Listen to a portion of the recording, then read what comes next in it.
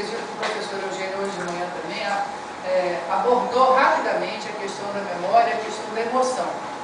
Ele diz que tudo que nos fica na memória vem através da emoção. Na verdade, o que ele queria mesmo dizer, mas que o tempo dele foi dedicado a outras coisas, é que existem muitos tipos de memória, de suportes da memória. Mas, na verdade, memória é o maior patrimônio que nós temos. Por quê? Porque fica na memória aquilo que a gente quer lembrar. Então, se eu perguntar para vocês assim, qual o ano que faleceu o Martin Luther King? Ninguém sabe. Qual o ano que nasceu o Leopoldo Sédar Senghor? Ninguém sabe. Quando que morreu Ayrton Senna? 1º de maio. Só você que sabe. Então tem uma que sabe um pouco mais. Mas o que eu quero mostrar com isso é que, de uma maneira geral, nós não sabemos aquilo que não nos diz muito respeito. Mas se eu perguntar a vocês quem foi Martin Luther King, o que ele trouxe de bom, claro que algumas pessoas vão lembrar, ou não. Primeiro, um líder negro. Segundo, uma pessoa de bem. Terceiro, uma pessoa pacifista e alguém que lutou pelos direitos dos negros. Então, a gente lembra disso. Não lembramos as datas, mas lembramos por que a gente lembra disso? Porque isso fica no nosso córtex, naquele lugarzinho onde a gente consegue reter no nosso cérebro as lembranças emotivas e afetivas, aquilo que diz respeito ao nosso sentimento. Então, às vezes a gente não lembra de coisas corriqueiras. A gente tem uma memória mecânica. Qual o telefone mesmo de Marijara? Qual o telefone de professor? A gente lembra.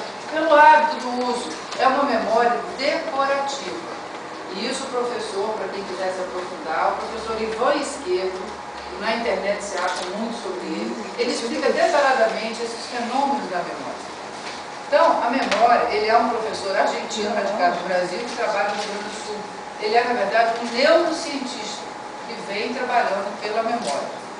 Então, ele mostra que existem memórias que a gente lembra rapidamente, essas memórias mecânicas.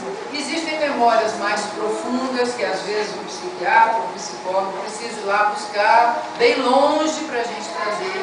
E existem aqueles indícios que fazem com que a nossa memória de vez em quando venha e de vez em quando vá embora. Tipo, olha que cheirinho bom. Que cheirinho bom é esse? Aí lembra, cheirinho de pastel, a minha avó quando eu era pequena fazia pastel. Então é uma memória que a gente lembra de acordo com os estímulos imediatos. Então, por que será que nós, que trabalhamos com patrimônio, pensamos em estudar memória? Então, mais uma vez, vamos lembrar das falas da manhã. Alguns professores, o professor Marcelo e o professor Eugênio, ambos falaram que a história tem sido muito ingrata com o estudo da história dos negros, com a africanidade, com tudo aquilo que nós temos trabalhado para recuperar esse sentimento de identidade entre os negros. E até houve uma pequena discussão aqui rápida sobre o conceito de identidade. Então, essas memórias, elas fazem parte, essas memórias culturais, patrimoniais, fazem parte de um conjunto que se chama patrimônio cultural. É através desse conjunto de memórias que a gente se lembra de determinadas coisas. Por exemplo, existe aqui em Salvador um busto que a gente chama de hérma, quando é só um pedacinho assim, que é o nome técnico de hérma. Então, esse pequeno busto que vai daqui até aqui, está lá na praça, na Liberdade, naquele entroncamento de ruas ali na Liberdade, e é dedicado a Luiz Gama. Alguém já viu? Já. Conhece? Sabe algum detalhe? Por acaso morei na rua. Com o nome dele. Sabe quem foi ele? Ali um escravo, né? O que mais? Parece que chegou a ser advogado. Foi um Rábula. Rábula, né? E Filhos de escravos. Filhos de escravos. De Luiz Marinho. Muito bom, estou começando a gostar dessa conta. Como bom professor, não posso deixar de perguntar, né? Então, a pergunta, quer dizer, o diálogo tem que se estabelecer. O Luiz Gama foi um grande batalhador, escreveu muito sobre o ato da abolição, sobre a necessidade de se trabalhar pela abolição e a necessidade de permitir ao povo negro ter a sua plena atividade reconhecida dentro da cidade de Salvador e do Brasil. Muito pouca gente sabe disso. Por quê? Porque nós não estamos aprendendo a olhar na história aquelas figuras que marcaram presença, muitas delas, né? Claro que guardamos outras. Então, essa memória se tornou apenas uma memória oficial. Fizeram um busto, ele está lá representado, mas é uma memória oficial. É para dar uma satisfação à sociedade que as autoridades da época fizeram esse busto e colocaram ali. Mas não faz parte da memória coletiva, da memória cultural. Só 2 aqui na sala sabem dele. É possível que outros depois possam vir a saber. Mas ninguém fala dele nas escolas. Não se troca mais no nome dele. Então existe um outro modelo de memória que a gente precisa aprender, que é a memória que vem com essas várias memórias individuais, que formam a grande memória coletiva, e a memória oficial, que é aquela que é produzida pelas autoridades e que vem de cima para baixo e que as sociedades nem sempre participam. E por não participar, não consegue entender. Então, Luiz Gama passa a não fazer parte da identidade da cultura negra da Bahia, porque ninguém conhece, ninguém sabe, ela não foi formada. Então, estudar a memória significa que a gente tem que buscar mais profundamente. Tem que buscar as memórias das narrativas de vida, da compreensão da vida das pessoas, para então perceber como elas podem influenciar ou não na composição dos nossos saberes, para que um dia possam se transformar em patrimônio cultural. Da mesma forma, pode passar, por favor. Vocês vão ver o princípio da identidade. Então, eu trouxe aqui como uma referência um presidente humanista. Ele foi um presidente extremamente humano. Ele ficou 20 anos na presidência de um país que foi o Senegal, e nós temos inúmeras representações, inúmeras pessoas que vieram do Senegal ao Brasil, continuam vindo, né? E ele foi um poeta. Então eu trouxe uma poesia dele, mas até gostaria também de perguntar, quantas pessoas nessa sala tinham ouvido falar de Leopoldo Sédar Senghor? Uma pessoa. E eu? 2, 3. Eu não Então já tem 1, 2, 3, 4, 5, 6. Quantas pessoas sabem o pensamento dele? Mais uma. Qual é seu nome? Paloma. Paloma? Então Paloma agora está no auge aqui nessa aula. Então Paloma sabe o pensamento dele. Qual foi o melhor pensamento dele? Você lembra? Eu acredito, na verdade, E aqui só tem uma poesia.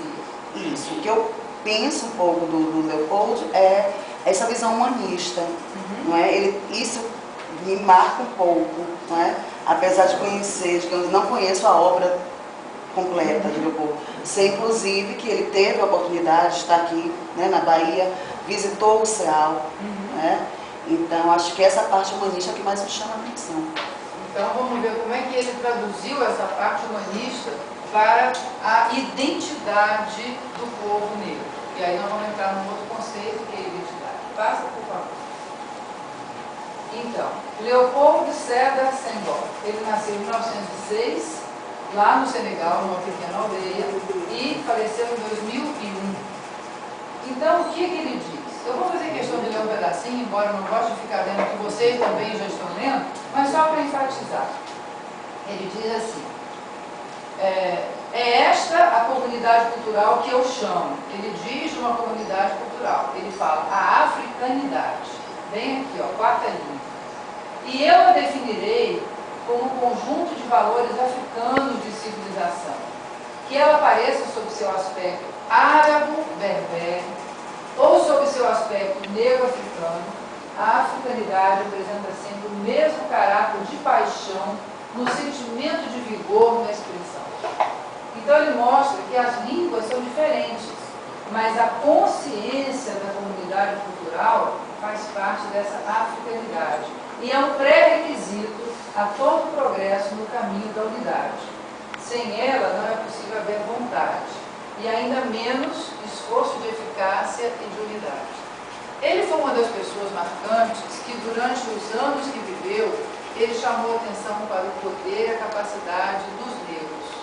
Então, bem diferente do como o professor Marcelo mostrou hoje de manhã, que os negros são representados em museus e instituições culturais, né? E em livros e em pesquisas, pelo menos ainda são, de certa forma, nos museus, e eram, em muitos livros e pesquisas, como pessoas que têm uma menor experiência, uma menor capacidade.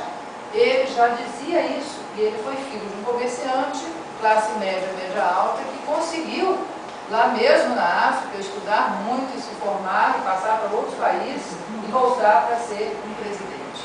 Então, essa busca da identidade vem de encontro, vem ao encontro das minhas ideias e vem de encontro às ideias do professor Eugênio hoje. O professor Eugênio disse que detesta esses discursos sobre identidade. Por um lado, ele tem muita razão.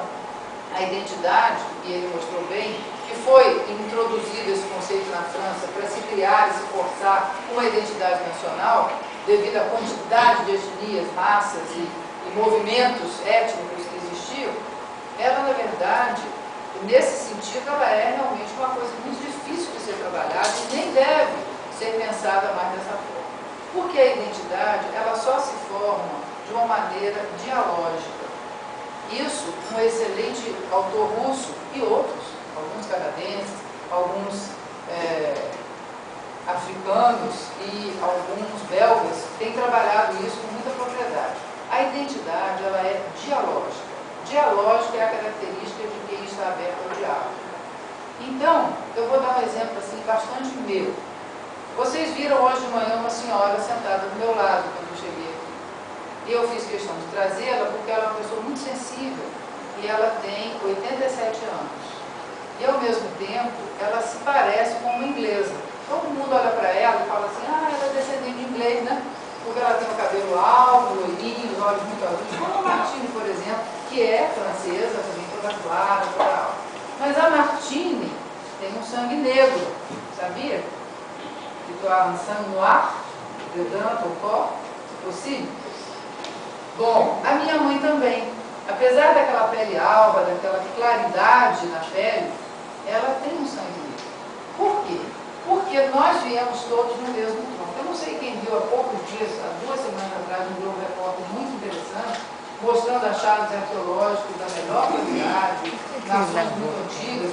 E eles puseram o mapa do mundo e no centro da África tem um pontinho, e nesse pontinho encontraram exatamente o elo. Ali é de onde surgiu a primeira ideia de ser humano, que se esparramou para todos os polos, planetas, caminhos, lugares, e desviou para um lado, desviou para o outro, até chegar até nós. Então, algumas pessoas dizem que, olhando o mapa da África como uma grande peça, né, de um presunto, assim, que se parece com o Brasil também, aquela ponta, muitas pessoas dizem que saíram aqueles primeiros homens, né, da época pré-histórica, desceram por ali e fizeram isso por baixo. Outros dizem que não, que saíram dali. Então, as pesquisas são sempre assim, de onde vieram e por onde passaram. Mas o ponto é que foi ali que se descobriu a mais antiga datação de algo que se assemelhasse a um ser humano como nós somos hoje. Então, se alguém disser que não é negro, ou que não tem algo negro dentro de si, está enganado, porque todos temos. Então, a minha mãe, os avós dela, o pai, a mãe, por parte, né, uma parte é espanhola, mas ela tem um outro, o pai dela, quer dizer, a mãe dela vem da Espanha, com os pais, e o pai dela veio do interior do Brasil, do casamento de um negro com um índio. E eu fiquei procurando uma foto da minha bisavó para trazer para vocês, uma senhora bem grande, o rosto largo, os lábios largos também, o cabelo forte, uma mistura de índio, aquilo que a gente chama de cafuso. Então, é muito difícil para a gente falar que não somos negros. Mas, evidentemente, às vezes, aquele elemento negro está muito distanciado na genética e alguns saem assim, mais claros do que outros. Por que eu estou dizendo isso? Porque quando nós vamos falar de identidade, a gente precisa entender que a nossa identidade não é construída somente pela genética. A nossa identidade é construída pelo diálogo, pela forma como nós nos comportamos uns em relação aos outros na vida. Então, na minha infância, eu escutava minha avó espanhola cantando canções e e escutava, a minha avó que eu conheci, mas escutava os descendentes do meu avô cantando canções africanas. Então vejam que eu tenho na memória os dois valores. Então, só um instantinho. Acho que combinaram que a gente vai falar mais ao final, mas eu posso ser diferente. Pode começar de idade que tiver isso. Não tem problema nenhum. Então, identidade, eu dou um tempinho. Identidade é um conceito que precisa ser pensado em conjunto. Eu só sou eu porque vocês estão me vendo como eu sou. E eu só sou eu porque tem outras pessoas que veem vocês. E assim nós vamos construindo quem é a professora Luísa. Então cada um tem uma ideia a respeito disso. Ao mesmo tempo, a gente tem alguns pontos que são fortes. Por exemplo, eu, professora Luísa, gosto de trabalhar com patrimônio. Então, a minha identidade reporta a que eu sou uma pessoa que gosta de preservar patrimônio, de trabalhar com patrimônio, de falar sobre isso. E, ao mesmo tempo, eu sou uma pessoa calma, é como as pessoas me veem. Então, eu gosto de trabalhar o patrimônio em relação à cultura de paz. Então, eu vou formando a minha identidade porque eu aprendi com outro. Por exemplo, na minha infância, o meu pai lia Leopoldo Sédar Senghor. Então, para mim, ele é uma pessoa muito marcante. Por isso que eu trouxe para vocês. Um negro senegalês que me formou, que trouxe ideias para a minha vida, como a africanidade, como apelar para essa energia espiritual, para juntos forjarmos uma arma comum. Qual é essa arma comum? É essa identidade. A arma comum é uma identidade. Mas, ao mesmo tempo, vejam bem, essa identidade não pode ser uma camisa de força, que feche a gente num ambiente em que eu só falo agora da negritude aqui, e aquele que se parece diferente dos negros não pode entrar aqui. Não, porque nós somos, antes de tudo, seres humanos.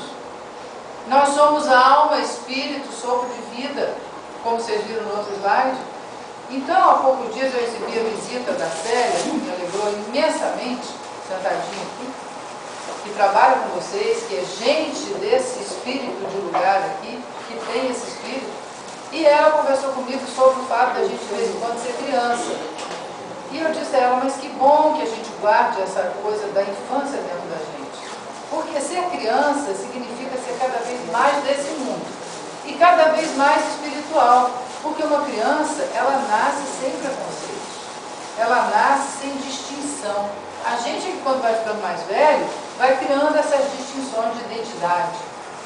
Mas essa distinção, por um lado, se ela for feita de uma forma saudável, ela é muito boa. Porque vocês já imaginaram, se todo mundo aqui fosse igualzinho a Marijara? Corpo, cabelo, boca, nariz, pensamento, ideia, vontade, gosto, não dava certo. Ia ser uma monotonia horrorosa, não é não? Todo mundo igual. Então, esse belo espírito do bem no mundo, ele criou as pessoas diferentemente. Então, para isso, surge a ideia de identidade, para a gente não se perder, porque memória e identidade caminham juntas. Vocês já pensaram numa situação assim? Todos vocês aqui agora, vocês não têm memória. Ninguém tem memória. Aí eu pergunto assim, como é seu nome? Não sei não. Você veio de onde, minha filha? Não sei não. Você faz o quê? Não sei não. Quem é seu pai? Não sei não. Quem é sua mãe? Não sei não. Se todos vocês não soubessem não de onde vieram, o que aconteceria? Vocês não seriam uma pessoa. Vocês não teriam identidade. E a identidade é que faz a gente estar vivo se reconhecendo como um ser. Então, quando a gente não tem identidade, a gente fica perdido. Por isso que memória anda colada com identidade. Por isso que para as pessoas que perdem a memória, a primeira coisa que a gente procura fazer é buscar no passado a identidade dela. Procurar chamar por aquelas coisas interessantes que ela viu na infância, na juventude, para ela voltar. As pessoas que têm mal de Alzheimer, é isso que a gente faz. As pessoas que têm demência senil, é isso que a gente faz. Vai buscar para trazê-la de novo para o tempo presente para ela poder participar. Alguns não voltam, alguns voltam. Então é importante pensar que memória e identidade andam juntos e que esses dois conceitos precisam trabalhar dentro de uma cultura de paz na preservação do patrimônio. Porque se a gente não utilizar a arma que o Leopoldo Sédar Senghor trouxe para a gente, que é esse espírito identitário como humano, porque ele foi, como bem disse a Paloma, uma excelente pessoa, um excelente ser humano em busca da pacificação do mundo, ele, se ele não fosse isso, não mostrasse esse lado, a gente ficaria com as identidades brigando entre si. Como acontece. O que acontece com os judeus e palestinos? Crise de identidade. Infelizmente, crise de identidade. Os fundamentalistas têm crise de identidade. Então, eu queria trazer primeiro esse conceito de que memória e identidade precisam sim ser trabalhados, não devem ser rejeitados. Não é ruim falar de identidade, não é deselegante. Imagina você dizer assim, eu sou gaúcho, o outro fala, eu sou baiano. Quais são as características? A gente vai ver quais as características do baiano, do gaúcho, né? E a gente vai perceber que tem culinária, que tem jeito de falar, tem até gente que na televisão brinca imitando o jeito de cada um ser. Mas qual é a maior identidade deles todos? Nós somos brasileiros, pertencemos ao mesmo país, com, felizmente, muitas diferenças. Então, uma outra lição desses dois conceitos é o respeito à diversidade. Porque quando a gente respeita aquilo que é diferente, e nisso uma criança vai muito bem. Chega uma criança na sala, como é seu nome? Júlia. Ai, que nome bonito. Júlia, você tem muitos amigos? Não tenho amigos, quer ser minha amiga? Então vem cá. Um abraço. Ai, forte, apertado. O que você gosta de fazer? Gosta de brincar? Eu também. Pronto, encontramos uma identidade. Ela gosta de brincar, eu também. De quem você gosta de brincar?